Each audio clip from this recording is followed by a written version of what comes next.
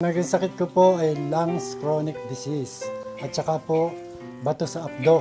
Napakahirap po ng nararamdaman ko dun sa lungs chronic disease. Kasi po, ubo ako ng ubo, hindi lumalabas ang plema ko, at hinihingal po ako pagka ako'y lumalakad. Ang bato sa abdo naman, lumaki yung tiyan ko, matigas, tapos sumasakit yung bandang ilalim ng ribs ko.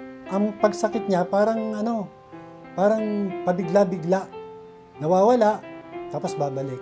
Nalaman ko po ang King Herbal dun sa mga kaibigan, kakilala, na napakagaling daw po ng King Herbal. Ang sabi sa akin ni Mrs., napanood niya raw sa TV yung King Herbal. Inabangan namin, pinanood ko, tapos kinuha ko yung number na para makapag-text ako at maka-order kami. Wala nang sumubo kaming uminom, naramdaman namin yung ginhawa. At nung kinabukasan, talagang sabi namin, okay to.